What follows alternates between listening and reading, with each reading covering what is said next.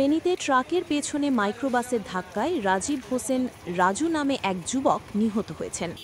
নোয়াখালীর চরজব্বার গ্রামের বাসিন্দা এই যুবকের মৃত্যুর ঘটনায় আহত হয়েছেন আরও অন্তত ৭ জন। গত রাতেই ঢাকা-চট্টগ্রাম মহাসড়কের লালপোল স্টার লাইন পাম্প সংলগ্ন এলাকায় ঘটে এ দুর্ঘটনা। পুলিশ ও স্থানীয় সূত্র জানায়, ফেনীর মহিপাল থেকে ছেড়ে আসা একটি মাইক্রোবাস যাত্রী নিয়ে চট্টগ্রামের দিকে যাচ্ছিল। পথে লালপোলে একটি ট্রাক ইউটার্ন নেওয়ার সময় নিয়ন্ত্রণ হারিয়ে ট্রাকের পেছনে সজোরে ধাক্কা দেয় মাইক্রোবাসটি। মারাত্মক এই দুর্ঘটনায় আহতদের স্থানীয়রা উদ্ধার করে ফেনী জেনারেল হাসপাতালে নিয়ে যায়। সেখানেই কর্তব্যরত চিকিৎসক রাজীবকে মৃত ঘোষণা করেন। আহতদের মধ্যে দুজনের অবস্থা আশঙ্কাজনক হওয়ায় তাদের চট্টগ্রাম মেডিকেল কলেজ হাসপাতালে পাঠানো হয়েছে। বাকিরা স্থানীয় হাসপাতালে চিকিৎসাধীন। ফেনী মহিপাল হাইওয়ে থানার ভারপ্রাপ্ত কর্মকর্তা হারুন উর রশিদ জানিয়েছেন, নিহতের মরদেহ ফেনী জেনারেল হাসপাতালের মর্গে রাখা হয়েছে। নিহতের স্ত্রী বাদী হয়ে ইতোমধ্যেই মামলা করেছেন। দুর্ঘটনা কবলিত মাইক্রোবাসটি পুলিশ হেফাজতে রয়েছে এবং প্রয়োজনীয় তদন্ত ও আইনানুগ ব্যবস্থা গ্রহণ করা হচ্ছে।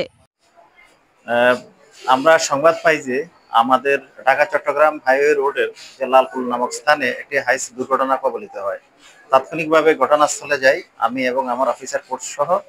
ওখানে আশঙ্কাজনক অবস্থায় যারা ছিল দুর্ঘটনা কবলিত লোকজন তাদেরকে হাসপাতালে পাঠাই দিই। তো হাসপাতালে এসে দেখি যে টোটাল ওইখানে লোকজন 9 জন ছিল, তার মধ্যে একজন মারা যায় এবং 2 জনের অবস্থা আশঙ্কাজনক। তাদেরকে আমরা দ্রুত চট্টগ্রাম মেডিকেল কলেজ হাসপাতালে প্রেরণ করি, আর বাকি যারা আছেন তাদেরকে প্রাথমিক চিকিৎসা সেবা দিয়ে ছেড়ে দেওয়া হয়।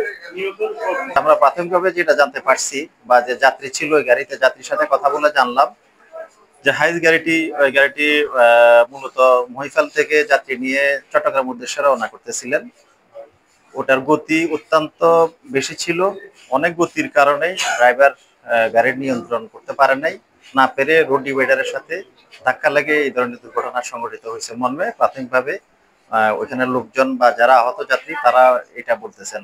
আর বাকি যে বিষয় আছে আমরা আরো খতিয়ে দেখবো অ্যাকচুয়াল ঘটনাটা কি কারণে সংঘটিত হয়েছে, আমরা বিশদভাবে আরো তদন্তে বেরিয়ে আসছে। সবগুলো মিলিয়ে আমরা আমাদের যে আইনগত ব্যবস্থা প্রক্রিয়া আমরা সেটা কার্যক্রম গ্রহণ করছি। আর এর পাশাপাশি যে দুর্ঘটনা কবলিত যে গাড়িটি আছে আমরা দ্রুত রাস্তা থেকে অপসারণ করে যান চলাচল স্বাভাবিক করে দিছি।